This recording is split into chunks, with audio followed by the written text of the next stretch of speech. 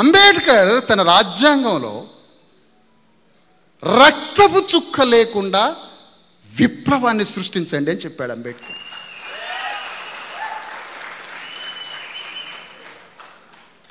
ఇది మనకు బోధపడలే. రాజ్యాంగం అది బూర్జువాలది, పెట్టుబడిదారులది, అది మన రాజ్యాంగం కాదు అని మొన్నటిదాకా రాజ్యాంగాన్ని మన దగ్గరికి రానియలే. ఎంత మోసం, ఎంత మోసం. రాజ్యాంగం మన దగ్గరికి రావడానికి, మన గురించి మనం తెలుసుకోవడానికి, మన విముక్తి గురించి మనం తెలుసుకోవడానికి ఈ బానిసలు ఇప్పుడిప్పుడు కలుస్తున్నారు. నేను ఒక మాట అడుగుతున్నాను సార్, రేవంత్ రెడ్డి కేసీఆర్లు ఇద్దరు చాలా జాగ్రత్తగా వినాలి. ఎంఐఎం పార్టీ అండదండలు లేకుండా, ఎంఐఎం పార్టీ స్నేహం లేకుండా కాంగ్రెస్ కానీ టీఆర్ఎస్ కానీ కొనసాగలేదు. ఆయన ఉండాలి పక్కన, వీళ్ళకి మంచి బిర్యానీ పెడతాడనో తురుకోళ్ళ ఓట్లనో మనకు తెలియదు. అది మొత్తానికి వాళ్ళతో ప్రయాణం చేస్తాడు. మీకు అర్థమైందా? 2.5 కోట్ల మంది బీసీలారా, 1 కోటి మంది ఎస్సీ ఎస్టీ నా బిడ్డలారా, ప్రజలారా, మీకు అర్థమైందా సంగతి?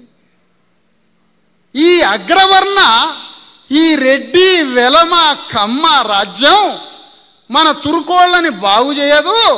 మన తురుకోళ్ళకి గంజినీళ్ళు కూడా పోయాడు వీడు పచ్చి చీటర్ నా కొడుకులు. తురుకోళ్ళమే ఒక పార్టీ పెట్టుకుందామని పార్టీ పెట్టి 10 మంది ఎమ్మెల్యేలు అయినరా నాయన. వాడు కనిపెట్టిండు. ఏం కనిపెట్టిండు? చంద్రబాబు నాయుడు తురుకోళ్ళకి ఏం చేయడు, కాంగ్రెస్ పార్టీ ఏమీ చేయదు, కేసీఆర్ ఏమీ చేయడు. కాబట్టి తురుకోళ్ళకు ఒక పార్టీ కావాలి.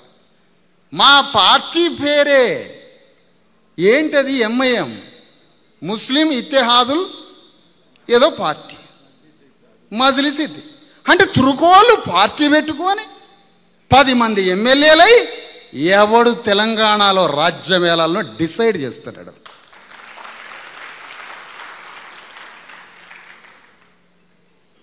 ఎంఐఎంఐ ఎమ్మెల్యేలను చూసిర్రా ఎక్కడన్నా? వాడు మురికాలో కాడ కూర్చుంటాడు కిందనే, ఆడనే. మనోళ్ళు గ్రామంలో వార్డు ఏరియాలో బీసీ నాయకుడు కూడా అట్లా కూర్చోడు. నేను అట్లా కూర్చోను సార్, కాదు సార్, నేను దయచేసి ఏమనుకుంటారు? నేను గౌడ్ సాబు, నేను యాదవ్ సాబు, నేను ఏందా ఏమనుకుంటారో నాయన. అది మురికి కాలువ కాడ కూర్చుంటాడు వాడు, రాళ్ల మీద కూర్చుంటాడు, రప్పల మీద కూర్చుంటాడు. తురుక రాజ్యం కోసం, ముస్లిం రాజ్యం కోసం నా పార్టీ పేరే ముస్లిం పార్టీ అని చెప్పాడు. ఎంతటి ఆత్మగౌరవం!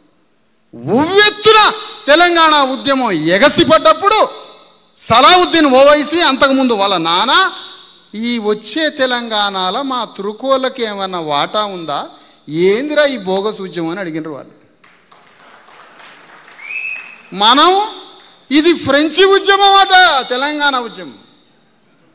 ఇది మార్క్స్ చెప్పిన సోషలిజం అట, తెలంగాణ ఉద్యమం.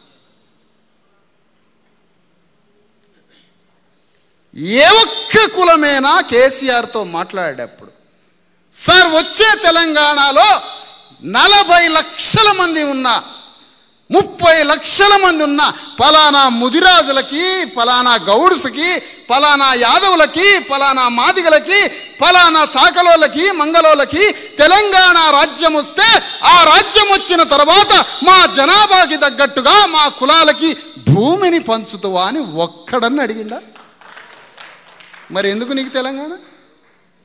ఎవడెవడు ఎగిసిపడ్డాడో కొద్దిగా పేర్లు రాయండి.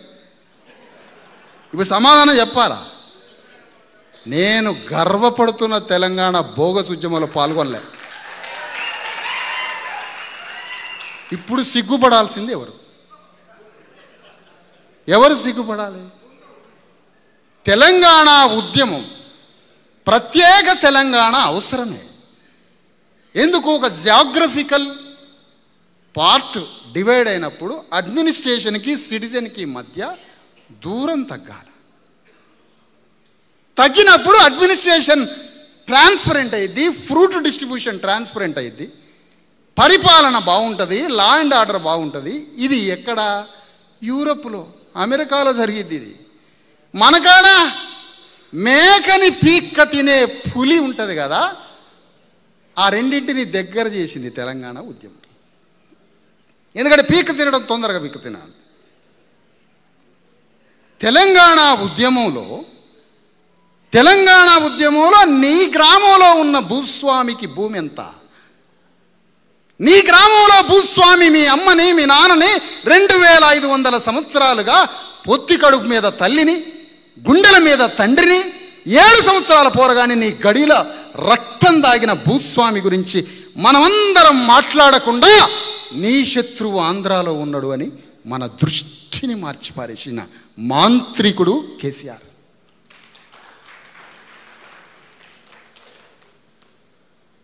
ఏం మోసం ఇది? ఎవరెవరు మేధావులు తిరిగినారు ఈ తెలంగాణ ఉద్యమంలో? ఎందుకు భూమి లెక్కలు చెప్పలే? టీఎంసీ లెక్కలు ఎందుకు చెప్పినారు? టీఎంసీ లెక్కలు చెప్పలేదు ఎందుకు? తెలంగాణ రాజ్యానికి వెలమ రాజు కావడం కోసం నీ ప్రాణాన్ని అర్పిస్తున్నాడు కేసీఆర్. ప్రాణాన్ని అర్పించైనా తెలంగాణను తీసుకొచ్చడానికి నువ్వు ఆమరణకు దిగినావు. 42% రిజర్వేషన్ల కోసం నువ్వు బయటికి వచ్చి మాట మాట్లాడట్లే కదా. ఎంత నీచుడివి నువ్వు! ఎంత నీచత్వం నీది! నా బిడ్డలు చదువుకోవడానికి, బడిలో చదువుకోవడానికి 100 ఏళ్ల భారతంలో స్వాతంత్రం వచ్చి రాజ్యాంగం రాసి నా బిడ్డ చదువుకుంటుందయ్యా, నా కొడుకు ఉద్యోగం చేస్తాడయ్యా, నా కొడుకు సర్పంచ్ అవుతాడయ్యా, నా పోరడికి చదువు రావాలయ్యా, ఆ హక్కు కోసం శూద్రులు ఈరోజు ఉద్యమిస్తే దీని గురించి ఒక్క మాట మాట్లాడకుండా తోటలో దాక్కున్నాడు తోటరాముడు. ఏంటిది? ఎవరు అడగట్లేదేంటి? ఎవరు అడగరేంటిది? దేశపతి శ్రీనివాస్ ఎందుకు మాట్లాడలే? నందిరి సిద్ధారెడ్డి ఎందుకు మాట్లాడట్లే?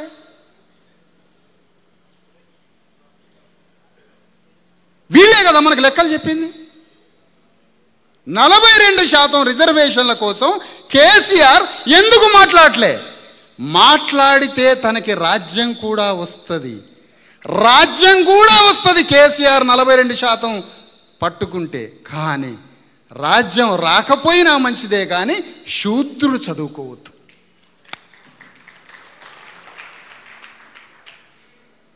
అది విలువలంటే అవి. రాజ్యం రాకపోయినా మంచిది. చంద్రబాబు నాయుడు ఓడగొట్టాలంటే జగన్మోహన్ రెడ్డి తన అధికారాన్ని బీసీ ఎస్సీ ఎస్టీలకు ఇవ్వాలి. ఇస్తే చంద్రబాబు నాయుడు తుక్కు ఓడిపోతాడు. చంద్రబాబు నాయుడు ఓడిపోకపోయినా మంచిదే, కానీ నా రాజ్యాన్ని బీసీ ఎస్సీ ఎస్టీలకు ఇవ్వనని జగన్ అన్నాడు. చూసారా? ఎందుకు? వాళ్ళ దగ్గర ఉండే మైన్స్ ఉంటాయి. ఏ గవర్నమెంట్ పోయినా ఆ మైన్స్ని మైనింగ్ తీసే ఓనర్స్ అంతా వాళ్ళే. అది క్లాస్ కల్చర్, క్లాస్ బంధం. మనదేంటి మరి? నేను ఈ మాటలు చెప్తే మన బీసీఎస్సీ ఏ లెక్కలు చెప్తావు? ముందు తెలంగాణ రాని వచ్చింది, వచ్చి 10 ఏళ్ళు అయింది. ఏమైంది మరి? దేశ స్వాతంత్ర్యం, జాతీయవాదంలో పాల్గొన్నా, హిందూ సామ్రాజ్యంలో పాల్గొన్నా, సోషలిజం కోసం కమ్యూనిస్టు పార్టీలో పాల్గొన్నా, తెలంగాణ కోసం తెలంగాణ వాదంలో పాల్గొన్నా, ఆ 4 కన్నా ముఖ్యం బీసీ ఎస్సీ ఎస్టీలకి నా సంగతి ఏందిరన్నదే ప్రధానం. శ్రీరామరాజ్యమే. మేమేమన్నా శ్రీరాముడికి వ్యతిరేకమా? శివభక్తులమే కానీ శ్రీరాముడికి ఏమైనా వ్యతిరేకమా? 100% తెద్దాం శ్రీరామరాజ్యం. కానీ దేశంలో 100 కోట్ల మంది బీసీ ఎస్సీ ఎస్టీలుగా బతుకుతున్న 100 కోట్ల మంది ప్రజలకి ఈ దేశ సంపద పంచుతావా మోడీ? అట్లయితే మా ఓటు నీకేస్తావు, శ్రీరామరాజ్యం తెస్తావు. ఈ మాట ఎందుకు అనట్లే? జాతీయవాదంలో పాల్గొంటాం, 100% బ్రిటిష్ వాడిని నిలగొడతాం, దేశంలో కాంగ్రెస్ పార్టీ నాయకత్వంలో అధికారం ఇస్తాం. కానీ 540 రాజ సంస్థానాలని నేలమట్టం చేసి వాళ్ళ చేతిలో ఉన్న లక్షల కోట్ల ఎకరాల భూమి సంపదని ఈ దేశ ప్రజలకు పంచినవా? ఎందుకు పాల్గొనాలి స్వాతంత్రోద్యమంలో? శ్రీరామరాజ్యంలో పాల్గొంటాం, దేశ స్వాతంత్రంలో పాల్గొంటాం, తెలంగాణలో పాల్గొంటాం. కానీ బట్టలు ఉతికే చాకలాయనకి చదువు నేర్పవానా? రోజు నైవేద్యం పెట్టే కుమ్మరాయన బిడ్డకి చదువు నేర్పవా? మేము చదువుకోవద్దా అంటున్నా. ఏంటి వివక్షత? ఇది ఎక్కడి దారుణం? యూరోప్లో, అమెరికాలో గవర్నమెంట్ ప్రతి యాక్టివిటీలో ఒక వెంచర్ వేసిన ఆ వెంచర్లో 4 ఏళ్ళు నల్లోళ్ళకి ఇచ్చిండ్రా? స్కూల్ కడితే ఆ స్కూల్లో నల్ల పోరగాళ్ళకి ఇచ్చిర్రా? స్కూల్లో 40 మంది నల్ల పిల్లగాళ్ళు ఉన్నారా? ఓ వెంచర్ వేస్తే ఆ వెంచర్లో నల్ల వాళ్ళకి 4 ఇళ్ళు ఇచ్చిర్రా? హాలీవుడ్ సినిమా పరిశ్రమలో 40% నల్లవాళ్ళు భాగం తీసుకున్నారు అమెరికాలో. మన బతుకేంటి ఇక్కడ? ఏం ఉద్యమించవా? ఏం చేస్తావు బీసీ ఇంట్లో ఉండి? ఏం చేస్తున్నావు అంటున్నా? బీసీ ఇంట్లో ఉండి గల్లా బట్టి బయటికి గుంజుతా, అన్నం బంద్ చేస్తా వాళ్ళు రానంత వరకు. తిండి బంద్ చేసి కూర్చుంటా వాళ్ళ ఇంటి ముందు. నన్ను ఏదన్నా అనుకోని నేను అన్నం బంద్ చేసి కూర్చుంటా నీ ఇంటి ముందు. నువ్వు ఎందుకు రావు బయటికి? నన్ను తిడుతున్నారు, తిట్టని. వైద్యుడు ఎవరికి అవసరం? రోగికి అవసరం. వైద్యుడు రోగికి అవసరం. నా వైద్యం, నా ప్రేమ, నన్ను తిట్టి నా మీద దాడి చేసేవాడిని ప్రేమిస్తాను నేను. అతనే రావాలి ఈ ఉద్యమంలో. ఏంటి వివక్షత? ఎంతకాలం ఈ మోసం? దేశాన్ని, ప్రపంచాన్ని ఇప్పి చూపించాలా? ఇలిస్ట్రేట్, విశదీకరించి కొత్త ప్రపంచాన్ని చూపించాలా? ఒక ఎంఐఎం పార్టీ తుర్కోళ్ళంతా కలిసి, ముస్లింలంతా కలిసి ఒక పార్టీని పెట్టుకొని హైదరాబాద్ మొత్తం పట్టణాన్ని పట్టుకొని హైదరాబాద్ మేయర్ పదవిని పట్టుకున్నారు. 9 మంది 8 మంది ఎమ్మెల్యేలతోటి రాజ్యాన్ని పట్టుకున్నారు. 2.5 కోట్ల మంది బీసీలకి పార్టీ లేదు. సిగ్గు శరం ఎవరికి ఉండాలంటారు? సిగ్గు ఎవరికి ఉండాలి? శరం ఎవరికి ఉండాలి? ఎస్సీల పరిస్థితి, ఎస్టీల పరిస్థితి, 3 వర్గాల పరిస్థితి ఏంటి? ఎవరు మాట్లాడాలి? సాహు మహారాజ్ మొట్టమొదట తన కొల్హాపూర్ సంస్థానంలో రిజర్వేషన్లు స్టార్ట్ చేసి, దాని గురించి ఎందుకు చెప్పలే ఇక్కడ? మావోయిస్టు పార్టీ చెప్పదా సాహు మహారాజ్ గురించి? చెప్పదా? మల్లోజుల కోటేశ్వరరావు ముందే అగ్రిమెంట్ అయ్యిందా 35 ఏళ్ల క్రితం? 35 ఏళ్ల క్రితమే లొంగిపోయి చంపినవా మమ్మల్ని అందరినీ? ముందే లొంగిపోయి చంపినవా? ఎవడెవడు చంపిన మమ్మల్ని?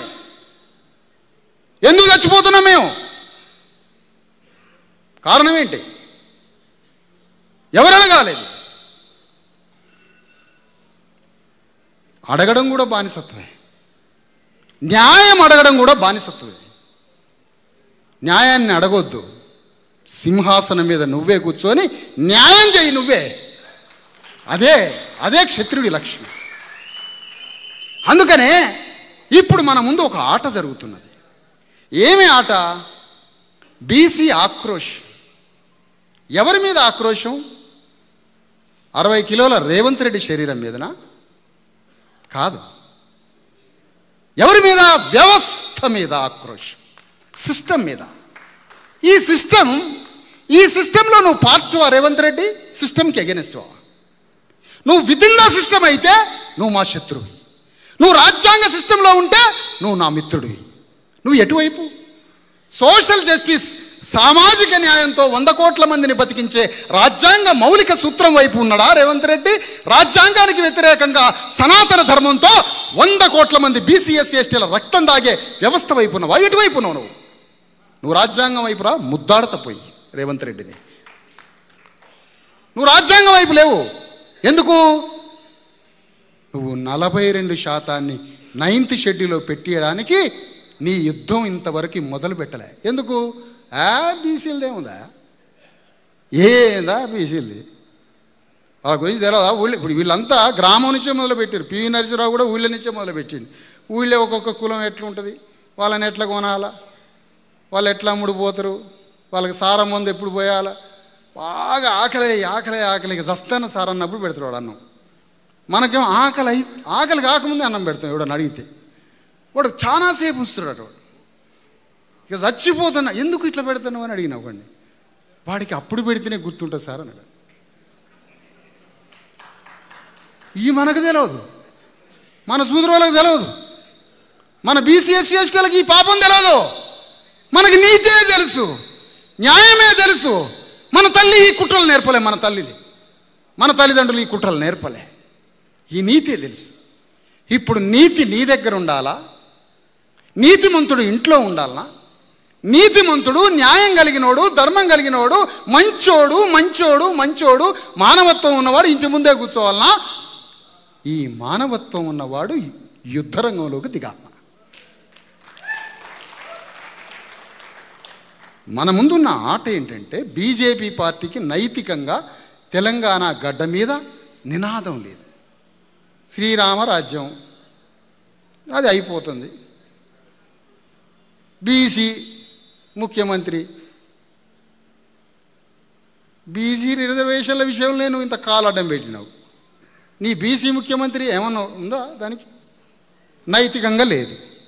టీఆర్ఎస్ పార్టీ మౌనంగా ఉన్నాడు, అంతఃపురంలో మౌనంగా ఉన్నాడు. మరణాన్నైనా ఆహ్వానించడానికి సిద్ధపడ్డాడు.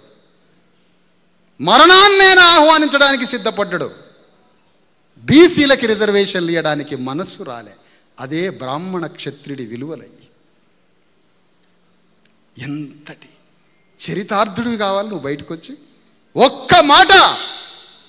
50% బీసీలకి, 30% ఎస్సీలకి, 10% ఎస్టీలకి, 10% మత మైనారిటీలకి, 90% రిజర్వేషన్ల కోసం సాహు మహారాజు లాగా యుద్ధం చేయరాదు? రేవంత్ రెడ్డో లేకపోతే కేసీఆర్, కిషన్ రెడ్డో.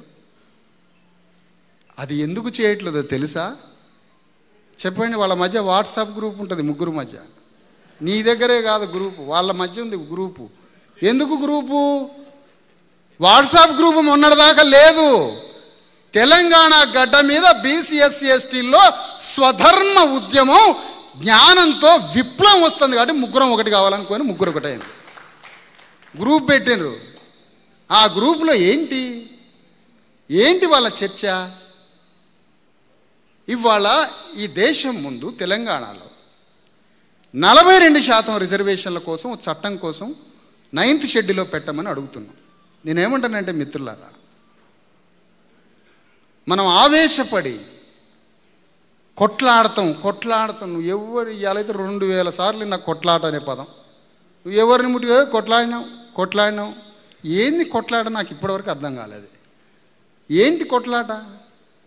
ఊళ్ళల్లో కొట్లాట పదమా? ఊళ్ళల్లో కొట్లాట కాదు కదా. అప్డేటెడ్గా మాట్లాడాలి కదా మనం. అందుకోర గుతుపందుకొని పాట పాడతాడు. అందుకోర గుతుపందుకో అంటే ఇప్పుడు గుతుపు అంటే కర్ర. నువ్వు కర్ర తీసుకుంటే జడ్జి గారు రెడీగా ఉన్నాడు కేసు పెట్టడానికి. వీరన్న బతుకుంటే అందుకోర ఓటు అందుకో అనేటోడు. గుతుపలు పక్కన పెట్టండి దయచేసి. ఇప్పుడు ఉన్న వ్యవస్థలో మనకు ఒక వ్యూహం కావాలి. 42% రిజర్వేషన్లని మనం సాధించడానికి, దాని 9th షెడ్యూల్లో పెట్టించడానికి ఈ దేశం ముందు యుద్ధం జరగాలి. మావోయిస్ట్ పార్టీలో తెలంగాణలో ఉన్న వేలాది మందిని రిక్రూట్ చేసుకొని దేశమంతా విస్తరిస్తాడట మావోయిస్ట్ పార్టీ. వేలాది మంది, లక్షలాది మందిని కేసీఆర్ రిక్రూట్ చేసుకొని తాను భారత ప్రధానమంత్రి కావడానికి దేశమంతా విస్తరిస్తాడట. కానీ 100 ఏళ్ల లేటుగా తెలంగాణలో రిజర్వేషన్ల ఉద్యమం వచ్చింది కదా.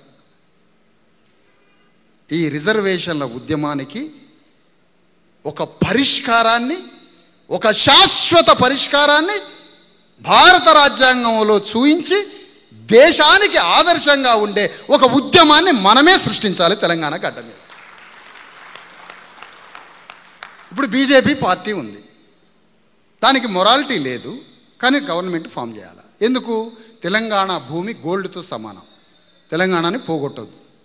నీకు బీహార్లో పైసలు రావు, యూపీలో పైసలు రావు, ఎక్కడ పైసలు రావు. మీరు ఉస్మాన్ అలీ ఖాన్కైనా, మోడీకైనా, రేవంత్ రెడ్డికైనా, కేసీఆర్కైనా తెలంగాణ నుంచే పైసలు వస్తాయి.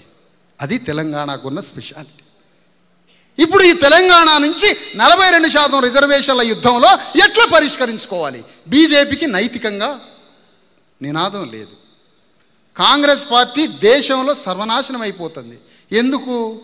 రాహుల్ గాంధీలో క్షత్రియుడి వీరత్వం కోల్పోయి, తత్వశాస్త్రం కోల్పోయి, తాత్వికత కోల్పోయి, యుద్ధవీరుడి యొక్క తత్వాన్ని కోల్పోయి, తనకి తానే అంతర్మదనం చెందుతున్న వ్యవస్థలో అతను ఉన్నాడు. ఇప్పుడు అదే కావాలి మనకి. బీజేపీకి నినాదం లేదు, అదే కావాలి మనకి. టీఆర్ఎస్ బతికి ఉండడానికి సర్వ ప్రయత్నాలు చేస్తుంది, ఇప్పుడు అదే కావాలి మనకి. కరెక్ట్ వాతావరణం. కానీ ఎప్పుడది 3 కోట్ల మంది బీసీలని మద్దతు ఇచ్చే ఎస్సీ ఎస్టీలని ఏకం చేస్తే 3 పార్టీల అజెండాని వాళ్ళు రాసుకోరు, మనం రాపిస్తాం ఎన్నికల్లో. వాళ్ళకి రాసుకోవడానికి ఏముంది? మనం రాసుకున్నాం, మన నినాదాన్ని వాళ్ళు రాసుకుంటారు. ఏమని? ఇది 9th షెడ్యూల్లో పెట్టాలని. ఇది 9th షెడ్యూల్లో పెట్టడానికి బీజేపీ 100% ఒప్పుకుంటుంది. బీజేపీ ఎందుకు ఒప్పుకుంటుంది? ఎందుకు ఒప్పుకుంటుందంటే, ఈ నినాదాన్ని ముట్టుకోకపోతే, 9వ షెడ్యూల్లో మనం నినాదాన్ని పట్టుకోకపోతే 9వ షెడ్యూల్లో పెట్టి రాజ్యాంగం ద్వారా పరిష్కరిస్తాము అనే వాగ్దానం ఇచ్చి ఆ ప్రక్రియలో బీజేపీ పోతేనే బీజేపీకి రాజ్యం వస్తుంది తెలంగాణలో, లేకపోతే రాదు.